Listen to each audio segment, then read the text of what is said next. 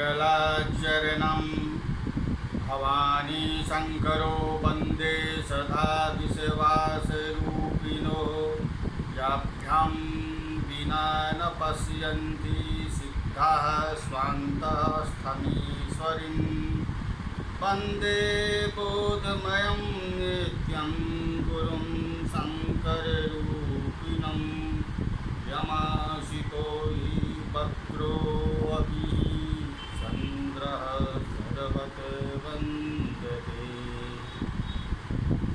आधारपुरुषस्य नाम डॉक्टर कृष्ण नारायण झा जूथालाल संस्कृत महाविद्यालय मझौलिया पश्चिमी चंपारणम। अद्य कक्षा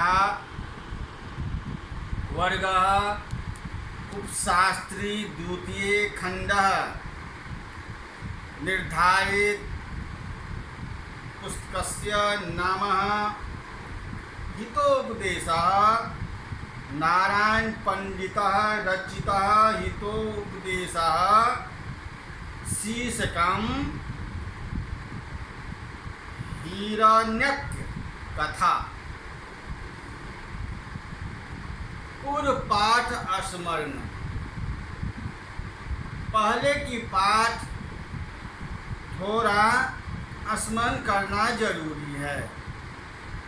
पहले पाठ में मैंने मंगलाचरण, ग्रंथ प्रशंसा, विद्या प्रशंसा, कथामुखम, मित्रलाभः, प्रस्तावः, वृद्धव्यागः पथिकः एवं गृध्यमार्जारः कथा का अब तक अवलोकन एवं व्याख्यान किए हैं। आज नारायण पंडित द्वारा रचित हितोपदेश ग्रंथ में हिरण्यक कथा के बारे में जानकारी प्राप्त करेंगे। चंपक नगरी में सन्यासियों का एक मठ है। वहाँ चूड़ाकर्ण नामक सन्यासी रहता था। वह खाकर बचे हुए भिक्षा के अन्न के साथ भिक्षा पात्र को खूंटी पर रखकर सो जाता था। मैं उस अन्न को प्रतिदिन उछल कर चूहा खा जाता था। एक दिन चूड़ाकर्ण का बीनाकर्ण नामक प्रिय सन्यासी वहाँ आया। दोनों बातचीत करने लगे। उसी बीच में मुझे डराने के लिए चूड़ाकर्ण जर्जरम वंश खंड से जमीन को पीटने लगा। बीनाकर्ण ने पूछा, आप क्यों मेरे साथ बातचीत में विरक्त होकर दूसरे विषय में आसक्त हो रहे हैं? चूड़ाकर्ण ने उत्तर दिया, मैं विरक्त नहीं हूँ, पर यह दुष्ट चूहा भिक्षापात्र में रहे हुए मेरे भिक्षा अन्न को उछल कर खाता है। तब बीनाकर्ण ने खूंटी देखकर कहा, थोड़े बल वाले चूहों के इतनी दूर उछलने में कुछ कारण होना चाहिए। तब उसने खनिज कोदाल लेकर बिल को खोदकर बहुत दिनों से संचित मेरा धन ले लिया है। उसी समय से मैं उत्साहहीन और निर्बल हो गया। अब यहाँ रहना उचित नहीं है और यह बात किसी से कहना भी नहीं चाहिए। ऐसा सोचकर मैं निर्जन वन में आया हूँ। मैं अपने पुण्य के उदय से मित्र लघुपत्नक से अनुगृहित है और पुण्य परंपरा से स्वर्ग तुल आपका आश्रय पाया हुआ हूँ। तब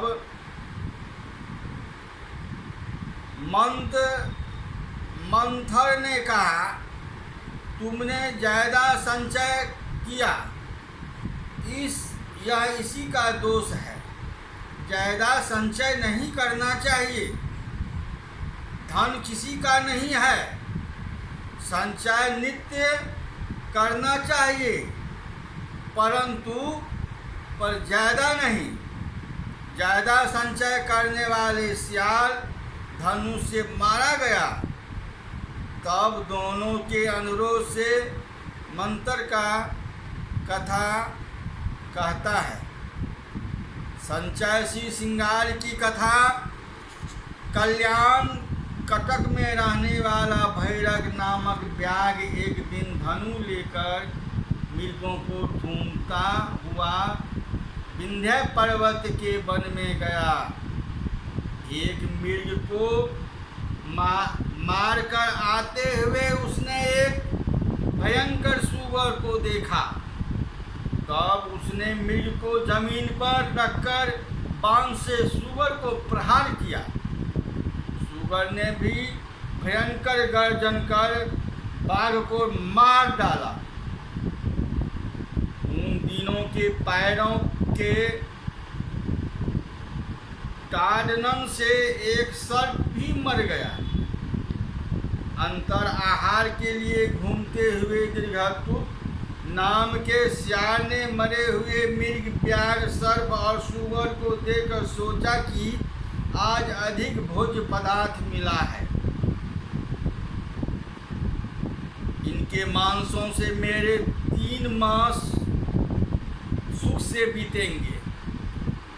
जैसे ही मनुष्य के मांस से 1 मास, मृग और सूअर के मांस से 2 मास और सर्प के मांस से 1 दिन बिताऊंगा।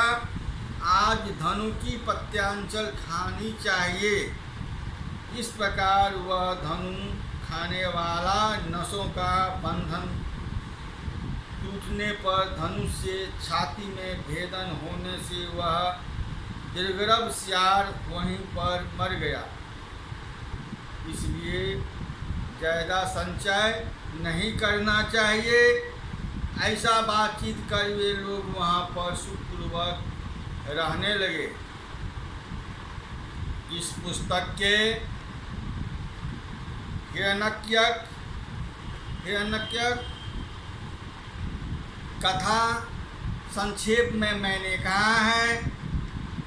अब इस पुस्तक के गद पद देखिए। ये गद एवं पद कथा है। पद देखिए। मुखम प्रसन्नम विमला चौदिष्टः। कहने का अर्थ है मुखम प्रसन्नम विमला च शिष्टि कथा अनुरागो मधुरा च वाणी स्नेहोऽधिकः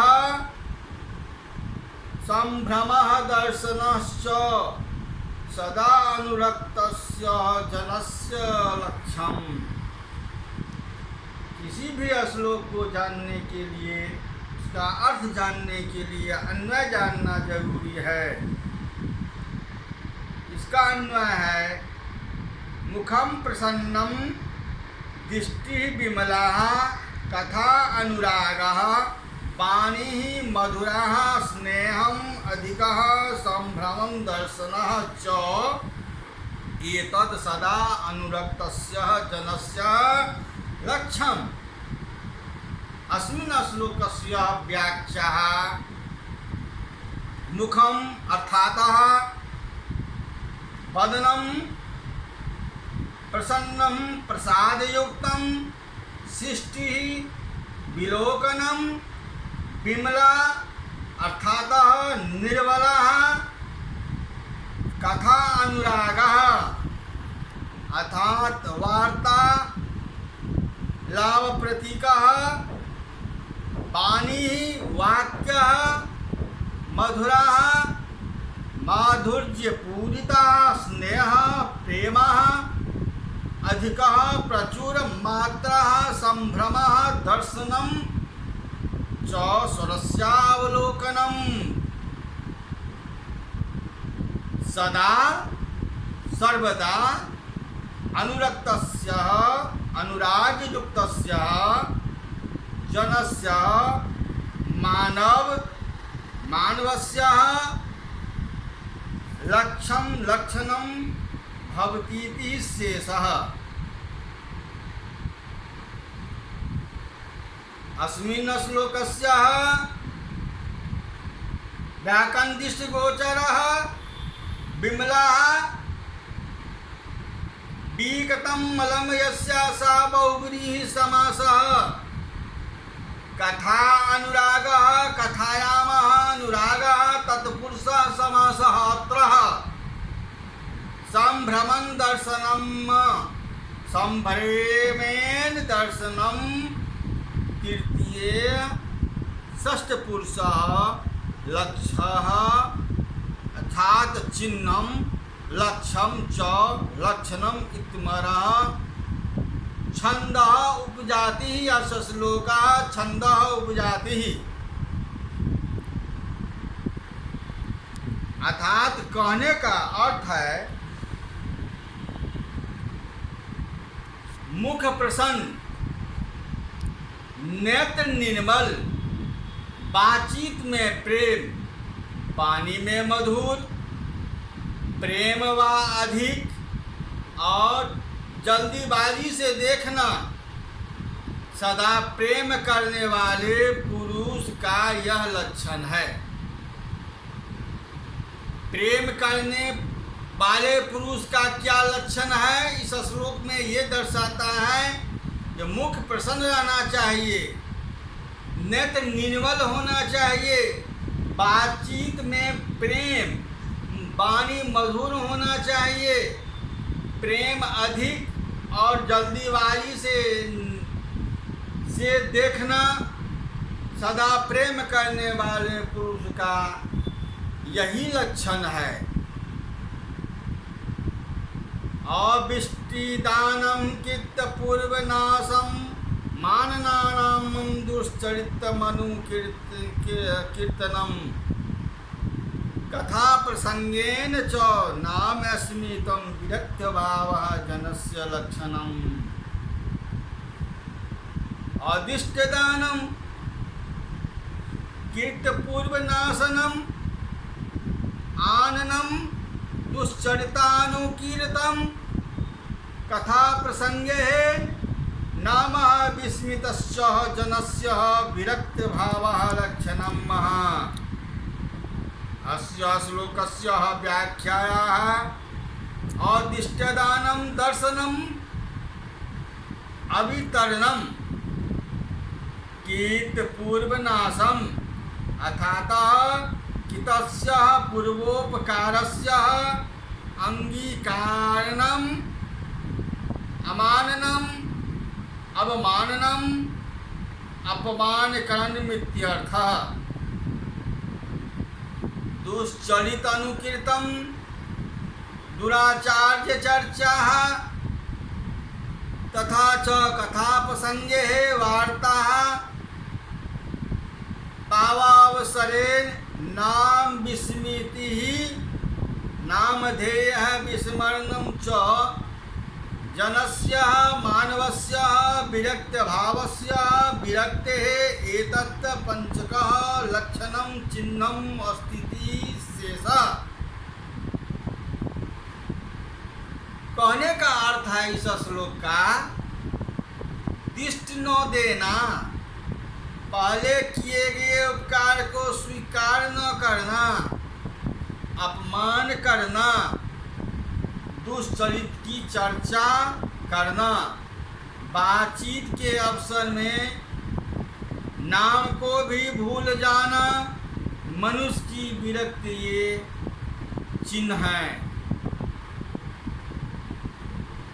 अस्मिन् पुस्तकस्य गद्यांशः चूड़ाकर्णे उक्तम। इस पुस्तक के गद्यांश देखते हैं, या ध्यान से सुनेंगे। चूड़ाकर्णेन उक्तम भद्रः नाहं विरक्तः किं पश्य अयं मूषको ममापकारी सदा पात्रं भिक्षामपुलभ्यं भक्ष्यति।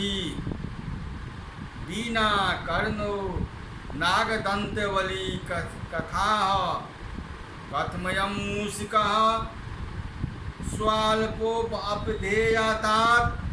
दुर्मुत्पतति तदत्र केनापि कारणेन भक्तिः वयम्। अयं गद्यांशः नारायण कवि विरचितः मित्रलाभः हितोपदेशः व्याख्यायाः उद्धितो अस्ति। चूड़ाकर्णेन सन्यासिनः नाम उक्तम् अथातं कथं भद्रः हे कल्याणम् अहं विरक्तं विरक्तियुक्तः न स अस्मिन्नः किन्तु परन्तु अयं निकटवर्ती मूषिकः आखु मम उपकारिः अपकारकः सन्नः सदा सर्वदा पातस्थं भाजनाथं भिक्षान्नं भिक्षाभोज्यं पदार्थम् उपलब्धवनं कृत्वा भक्ष्यति अतिः पश्यः विलोक्यः। वीणाकर्णे आगतुकः सन्यासी नागदत्तं भीतिस्थितपित्ते काष्ठफलम् अवलोकयं दृष्ट्वा आह कथयति कथं केन प्रकारेण अयं निष्कटः मूषिकः आखु स्वल्पलोपे अपि दूरं विप्रकृष्टः प्रदेशम् उत्पन्नं करोति। तस्मात् कारणात् अत्र अस्मिन् विषये केनापि कारणेन हेतु भवतिभ्यः भाव्यम्। अस्य कारकायाम् अर्थः अथातः अनुवादः।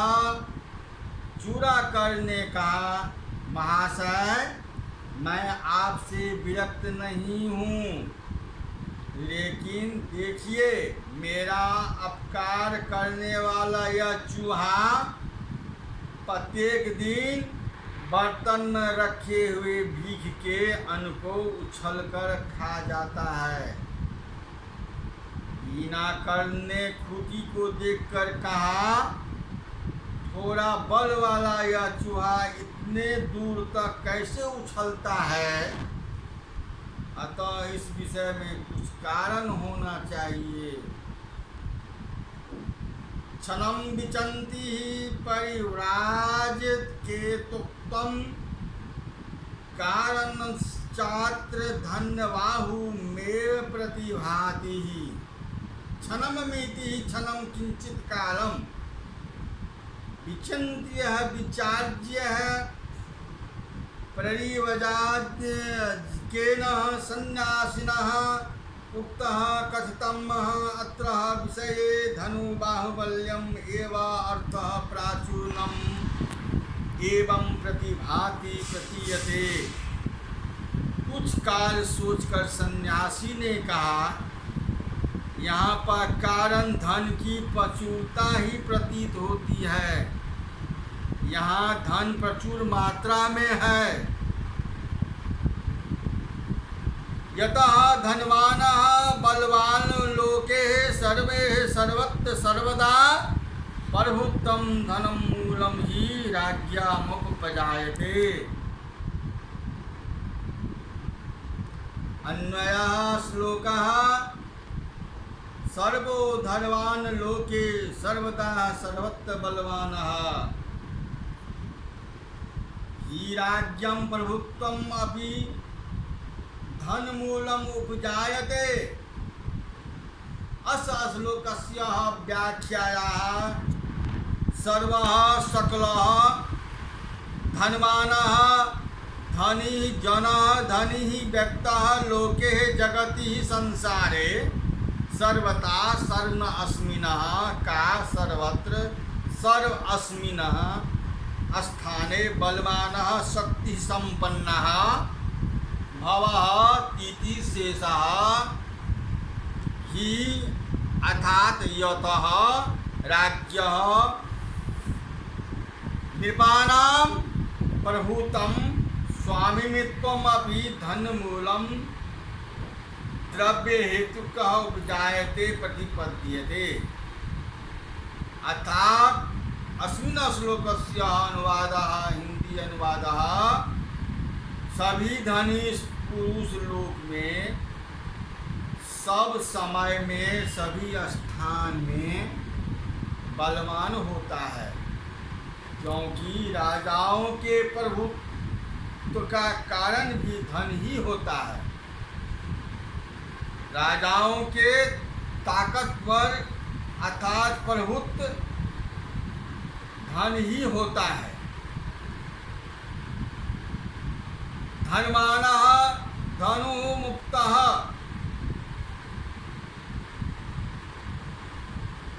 अब गद्यांश ततः खानन्नमादाय तेन परिव्राजकेन विवरं खनित्वा चिरसञ्चितः मम धनं विहितं ततः प्रभृतपत्यं निजशक्तिहीनः सत्त्वोत्साहितरहितः स्वाहार अल्पमुत्पादयतु लक्ष्यं तत्र संबंधः उपसर्गं चूडाकरणेन न अवलोकयति ततस्थितोत्तमः। तब खनन साध को लेकर उस सन्यासी ने बिल खोदकर बहुत काल से संचित रखा हुआ मेरा धन ले लिया। उसी समय से प्रतिदिन अपनी शक्ति से रहित मन के अध्यवसाय से सुन अपने भोज पदार्थ भी संग्रह करने में असमर्थ होकर भाई के साथ धीरे धीरे चलने वाले मुझको चूड़ाकर्णी ने देखा। तब उसने कहा, कोई भी व्यक्ति धन से बल संपन्न और विद्वान हो जाता है। अर्थात कोई भी व्यक्ति धन से बल संपन्न और विद्वान हो जाता है। धन के अभाव में अपनी जाति की तुल्यता को प्राप्त ईशुओं को देखो। धन से हीन अल्प बुद्धि वाले मनुष्य को सत्तम काज ग्रीष्म ऋतु में छोटी नदियों के समान विनिष्ट हो जाते हैं। लोक में जिसका धन है उसी के मित्र हैं, जिसका धन है उसी के बंधु हैं। जिसके पास धन है वही पुरुष कहलाता है और जिसका धन है वही पंडित है।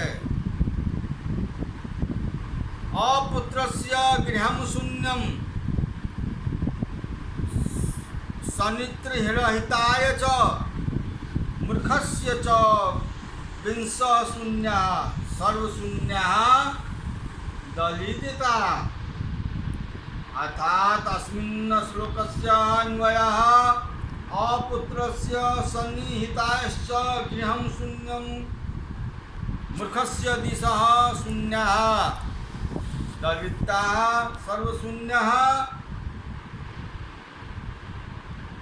अपुत्रस्य संतान रहितस्य संतान से विहित सन्निध रहितस्य च उत्तम समृद्धितस्य च जनः गृहं गृहे शून्यं रिक्तं प्रायः मुखस्य ज्ञस्य दिशः काष्ठः शून्यः रिक्तः प्रायः